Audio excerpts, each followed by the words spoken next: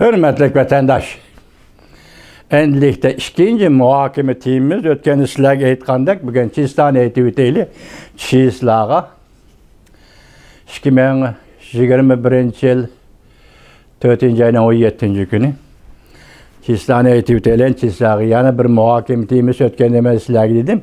Keyin sözlerimizde de Afganistan'dan asker çekindiriş 5. ayının 1. günü 9. ayının 11. günü güce Afganistan'dan bütün armiyanı çekindiriş. 5. ayının 4. ayının 7. günü Huachi'nin Cungun'un bayanatçısı nemi dedi? Amerika armiyası Afganistan kırdı. Afganistan Pamir teğinin bu tarafındaki Şinjan rayonundaki 20 milyon milletini eğizge aldı. Bu 20 milyon milletin ahvalı kızıqıdığanlıqını bildirdi. Bu yerda ağdırmıçılık qılmaqçı, yoki bu yerda Cungun'u çeklaydigan iş qılmaqçı degan so'zlarni vatıldap bo'ldi. Huachiyin, ana shuni tugidi deyli. Amaliyotda biz ko'rib turibotimiz Uyg'uristonda keyingi 20 yil ichidagi o'zgarish.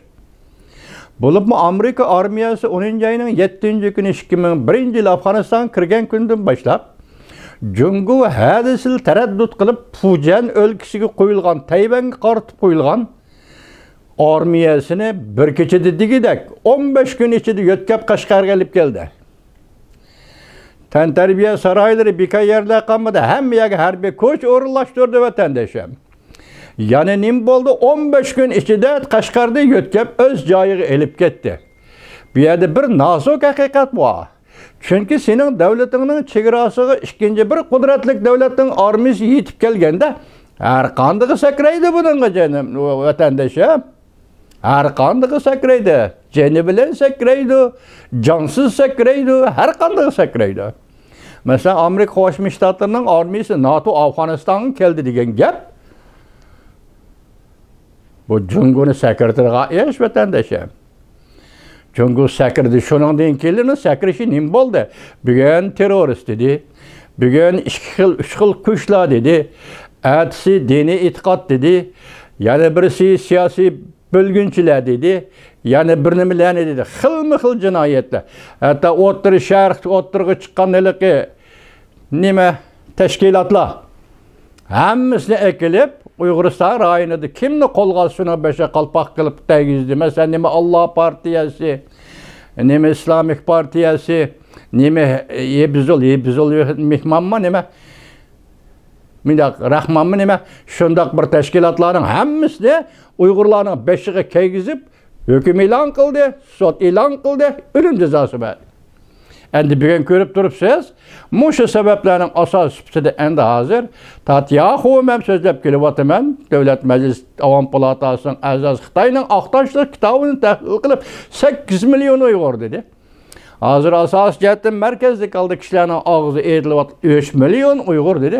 Bularning hammasi nazarband qilindi vatandoshim. Xo'sh, mushundaq ahvol ostida Uyg'uriston mushundaq turganda Afg'onistondan askar chekindirish va buning prezident Joe Biden o'z og'zi bilan ishni Junguning masalasi ustiga qaratimiz deganligi. Hozir to'g'ri battirdi masalan Go Baoshing, Chimpokong, Chang Sinji, Li Yiping deganlarning hammasining og'zida Afg'onistondagi askarni yo'tkab Junguning ustiga qaratish. Men bunga hayronman. O Jungu nerede? Afganistan'daki askerini yo'tkab taqobil turgan o Jungu nerede? Hayron qolamsiz yaqinda. Mesela hozir o Jungu Rossiyaga bosib kirman deyapti.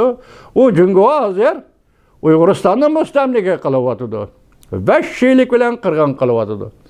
Amerika Qo'shma Shtatlar Davlat Majlisi degidek her 2 kun yoki her haftada degidek bir qonun o'tirg'i chiqyapti yoki bir qonun loyiha fikrini o'tirib qo'yapti.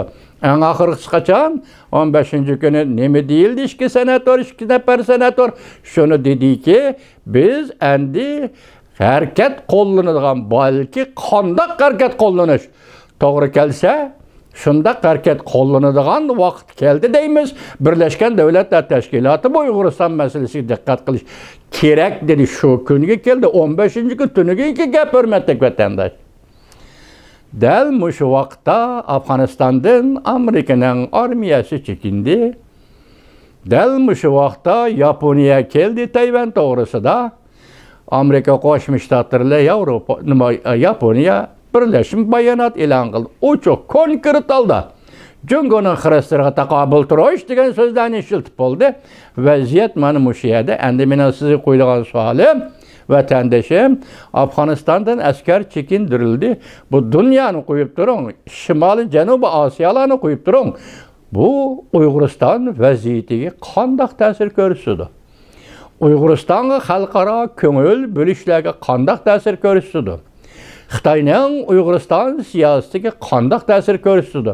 Masalaning tuguni shu yerda vatandoshim.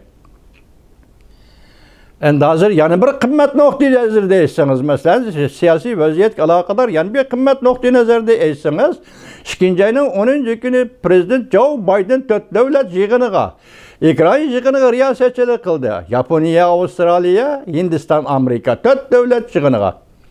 Demek Hindistan hozir qatnashgan holda bu yerda tor bettiri deyilgandek 4 davlat guruhi. Hatta Osiyodagi kichik NATO o'tirg'i chiqib bo'ldi degan gap. Bundaq ahvol ostida Hindiston bu qatorga kirib kelgan ekan, Amerika armiyasining Afg'onistonda turishiga, davomli turishiga hech qanday hojat qolmadi degan gap vatandoshlar. Qanday harakat va qanday foydalanish, qanday birlash markaz bo'ldigan bo'lsa, Afg'onistonning roli tayinliq. Afg'oniston tarafdan kelishdan hojati yo'q degan gap mazmuni. Hindiston bu qatorga kirgandiki, Afg'onistonning o'rni qo'yildi degan gap. Shunda tahlil qilsak o'zimizning muddao maqsadlarga, masalan, o'zimizning fikri, zaten fikrlarimizga to'g'ri kelamdi, kelmamdi. Siz bir o'ylab boqing. Biz davomli tahlil qilamiz, hurmatli vatandoshlar. Bugun shunday qilib, boshda aytdik, butun dunyoning ko'zi hozir Washingtonda G'ayibiy Yaponiyaning vaziri, Washingtonda Amerika Qo'shma Shtatlarining prezidenti Joe Biden o'rtasidagi suhbat zadanimi suhbat va buning natijasi nima? Birlashma bayonot. Eng oxirgi natijasi birlashma bayonot. Tayvan bo'g'ozi sen parokandichilik qiladigan bo'g'oz emas. Sen harbiy harakat qo'llanadigan rayon emas. Bu yerda muqimlik, tengishlik deganni ta'kidladi. Ikki davlat, lekin Yaponiyaning Tayvanga ifoda bildirishi bu Jungo uchun intayin sezgir. Jungo taraf qanday qilyapti desangiz, bayonoti joyicha ko'ni gap ko'ni so'zlar. Hali tolima qattiq sakrab ketadigan ishlar yo'q.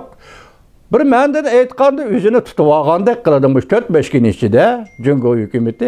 Qani bundan keyingi vaziyat sizdan bizdan ko'z o'tishimizga bog'liq vatandosh.